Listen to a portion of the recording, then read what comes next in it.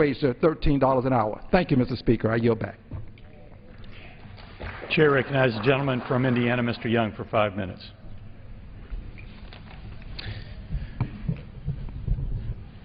Thank you, Mr. Speaker. A fellow Hoosier, fellow Marine, and fellow patriot died on December 28th in his 81st year. I didn't know Andrew Jacobs, Jr., a gentleman who for 30 years represented the Indianapolis area and the U.S. House of Representatives with great distinction. But I'm familiar with the qualities of a decent, honorable public servant.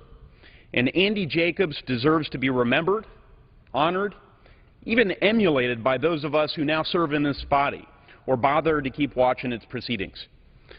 He was born February 24th, 1932, in Indianapolis. After high school, Jacobs joined the United States Marine Corps. He was a plucky Marine. His country called him to service in the Korean War. He responded to the call of duty, fought bravely, and was wounded in action. When Jacobs returned home to Indiana, he enrolled in Indiana University, graduating in 1955. And 3 years later, he graduated from IU's law school. Jacobs had a passion for public service. So, after completing his studies in 1958, the Marine kept fighting for a better America. First, as a sheriff's deputy, then as a lawyer, then as a state legislator, and then, beginning in 1965, as a member of Congress. In Congress, Andy Jacobs was a member of the House Ways and Means Committee, where he fought to balance the federal budget and simplify the tax code. He also fought, in the memorable words of journalist Coleman McCarthy, to oppose wars that he believed couldn't be won, explained, or afforded. Jacobs is survived by countless admirers, a beloved wife of 25 years, 2 sons, and 2 sisters.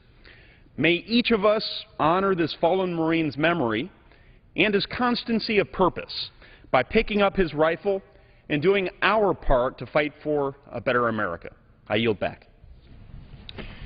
Chair recognizes the gentlelady from California, Ms. Lee, for 5 minutes. Thank you, Mr. Speaker. I rise today to continue with our 54 speeches marking the 50th anniversary of the War on Poverty. Now, yesterday we were joined by President Lyndon Baines Johnson and Lady Bird Johnson's eldest daughter, Linda Johnson Robb, to mark the 50th anniversary of her father's State of the Union speech in which he declared an unconditional war on poverty. She reminded us that this was a bipartisan and bicameral effort led by the White House. Now, I have shared my own story reluctantly in the past of a time in my life when I depended on our vital social safety net programs during some very difficult times. But my testimony is only one of millions of other Americans. Many of you may be familiar with the campaign to cut poverty in half in 10 years, a project of the Center for American Progress, the Coalition on Human Needs, and the Leadership Conference on Civil and Human Rights. Now, they are doing phenomenal work gathering American stories of those who are living in poverty and have been lifted out of poverty, including our own Congressman Pocan's constituent, Amy Treptow's story. Amy is here today, and I look forward to hearing Congressman Pocan read her story later on this House floor. Her story, though, is a true representation of the legacy of the war on poverty and the promise of the American dream fulfilled. Her story is not unlike one of my constituents in Oakland who visited my office here in D.C. last month. After becoming a single mother, Jennifer was forced to stop attending her college courses and take a job making minimum wage as a caregiver. She relied on CalWIC and food stamps to feed her daughters, and her family and friends supported her with her housing and other basic needs. Today, 2 of her daughters are graduates of the Head Start program, which prepared them to start elementary school, where they are currently doing very well. And Jennifer was able to finish school and is now working to advocate on behalf of other families like hers who had to turn to the American people in her time of need. Also, I'm reminded that one of my former district directors was a graduate of the Head Start program. He is doing phenomenal work, raising a family, and living the American dream. These are stories of resilience. They're the stories of millions of Americans who are facing homelessness, hunger, and unemployment if it weren't for a safety net. In my home state of California, 6.3 million people, 17%, lived in poverty in 2012. And in my district in Oakland, California, 18% of the residents live below the federal poverty level, including 1 in 4 children. While the richest segments of our population continue to prosper nationally, income inequality tracks millions of the working poor in poverty. Many low-wage workers must rely on food stamps and Medicaid just to survive, which our colleague Congressman Al Green just brilliantly laid out, just to survive while CEOs are making mega billions with government subsidies. And as a recent study by the National Poverty Center at the University of Michigan showed, in any given month, 1.7 million households live on a cash income of less than $2 per day. Now that's comparable to many living in the developing world. Yes, $2. I said $2 per day. Now that's here in America, the richest nation on this earth. And in an economy that, despite recent gains, 3 unemployed for every 1 job opening, it's really a shame and disgrace that 1.3 million people lost their lifeline as Republicans continue to refuse to extend the emergency unemployment compensation. Now these individuals, their checks should arrive or should have arrived this week. Unfortunately, they did not. What in the world are people going to do now? This is heartless, it's mean-spirited, and of course, to add insult to injury, many of these people lost about $35 in food stamp benefits last November. Yes, the economy has gotten better for some, but has left millions behind. 50 years ago, the safety net was put in place just for times such as these. That's why it's so important to share stories like Jennifer's and like Amy's. Vital social safety net programs are still needed. We need to stop this war on the poor. We should have a ceasefire on the war on the poor. We have a moral and we have an economic obligation to make investments in economic opportunity and jobs. Thank you. Chair recognizes the gentlelady from Ohio, Ms. Kapfer, for 5 minutes. Without objection. Thank you. Mr. Speaker, last week marked the 20th anniversary of NAFTA going into effect. That is the North American Free Trade Agreement. It was a hard-fought fight here in this Congress and a very close vote in 1994 when it narrowly passed under a rule not allowing amendment called Fast Track. America was promised NAFTA would be a great jobs boon for our country and our economy. Exactly the reverse has happened. The NAFTA promises made have all been broken. First, on jobs. The administration at the time promised that NAFTA would initially create 200,000 new jobs. In reality, America has now lost, after 20 years, about 1 million jobs related to NAFTA's impact, and the old sucking sound actually happened. The jobs were offshored, sucked away. More than 680,000 American jobs have gone to Mexico alone. Yes, that great sucking sound continues to happen. About 60% of the jobs lost, the million jobs lost overall, were lost to Mexico in the manufacturing sector. These were middle-class jobs that came from places like Cleveland and Toledo and Pittsburgh and Chicago and Buffalo, and the list goes on. They were good-paying jobs in our country that had provided living wages and medical benefits and employer contributions to retirement programs.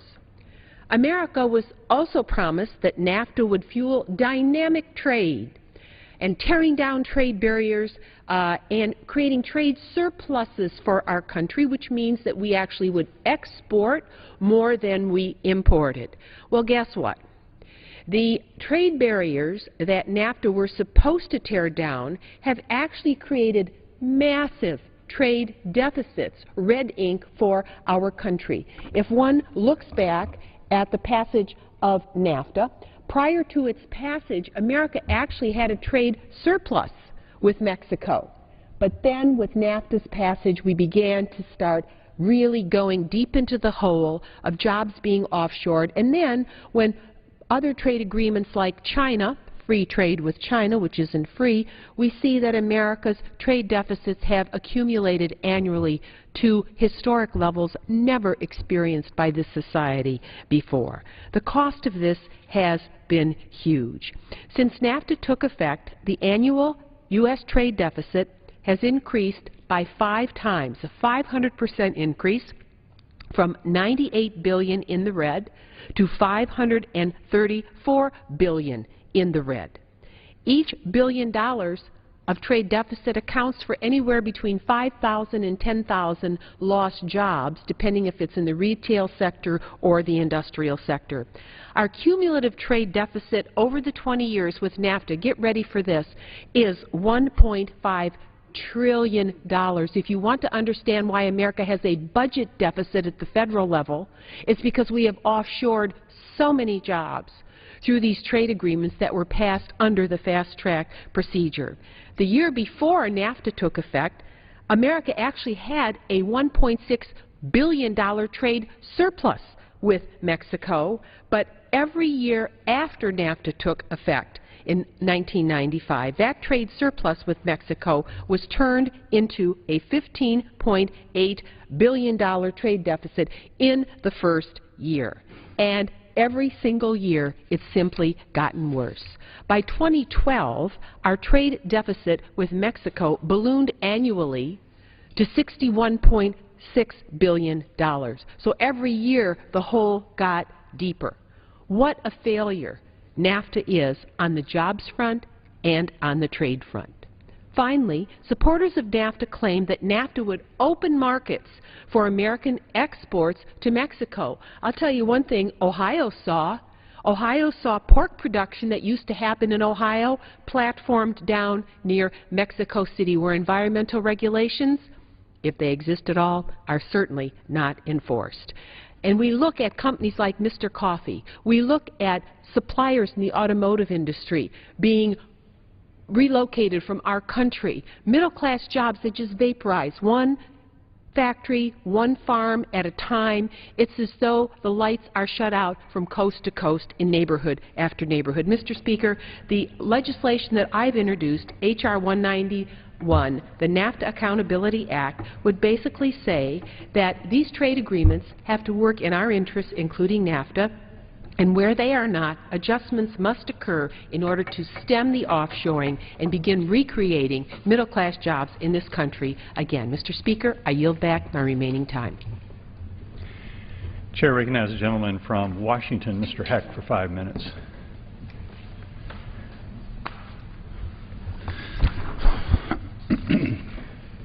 Thank you, Mr. Speaker. 50 years ago this week in this very chamber, President Lyndon Johnson declared an unconditional war on poverty. The mission the President outlined was grand, but his goal for each and every American was modest. Help them, and I quote, fulfill their basic hopes. Their hopes for a fair chance to make good.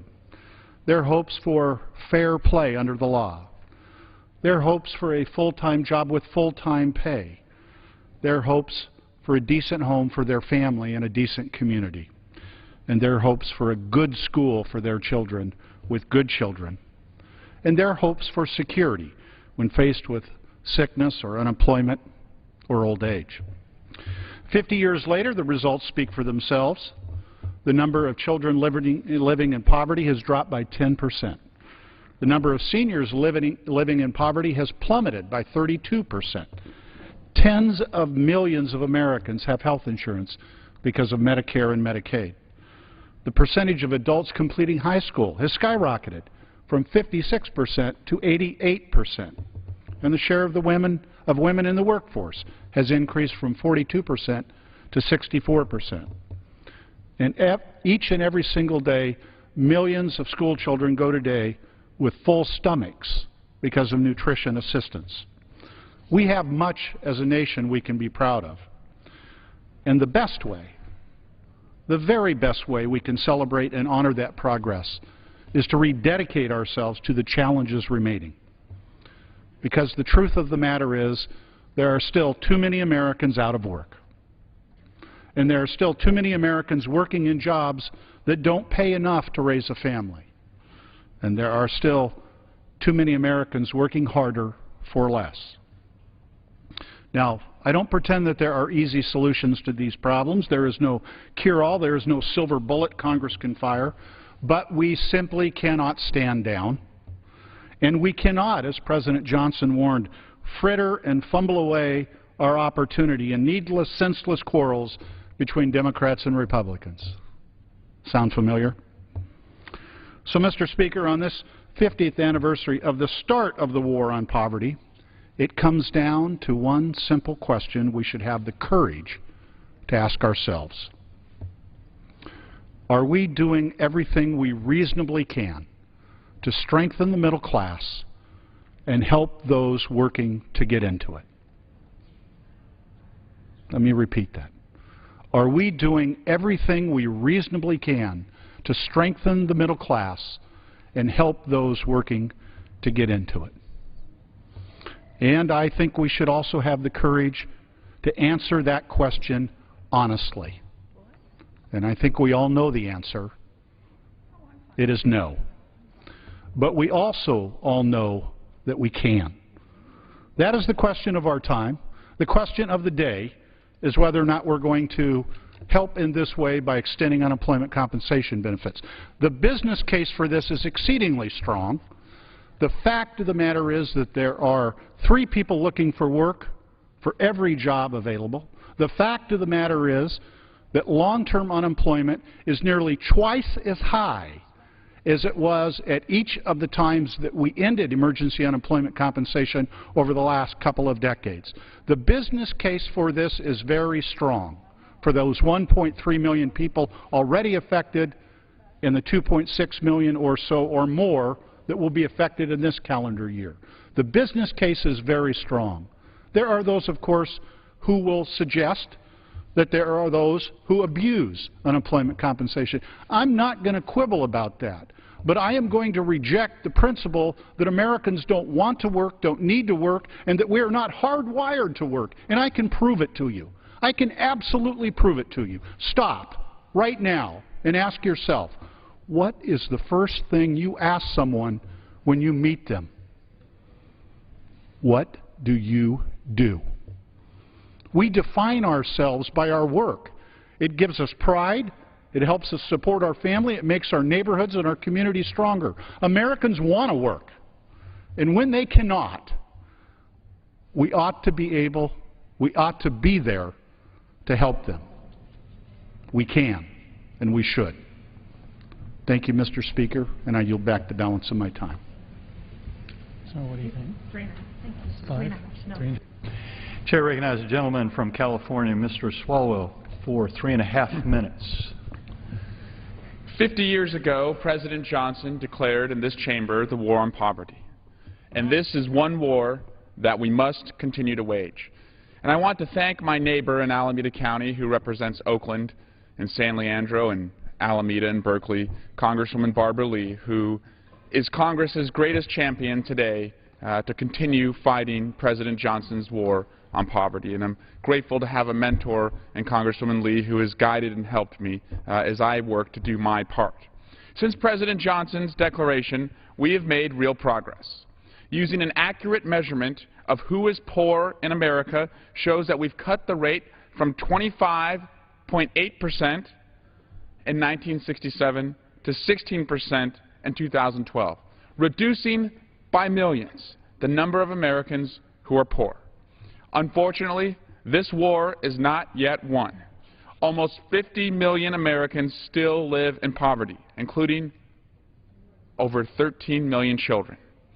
In such an abundant society as ours, there's only one word to describe these stark facts: unconscionable, and we can do better. This Congress should make it a priority to help the poor, the economically downtrodden, and the jobless. Their path to economic opportunity still remains dim, but this Congress, the people in this House, can be their light. If we are going to win the war on poverty, there are many battles today that we must win. First, we should start by extending unemployment insurance now and not putting 1.3 million Americans out in the cold. Second, we need to raise our minimum wage so those working hard and trying to earn a living can actually do so. Third, we must fight harsh cuts to SNAP and Head Start to make sure everyone has equal opportunity. These are just a few of the small battles that we must win right now in the larger war on poverty. This is no time to turn back or to retreat. This is a time for a surge in our war against poverty. Millions of Americans, including children, are counting on us. And we must ask ourselves a few questions. Has this war been won? Has poverty been eradicated across America? And is our middle class built out?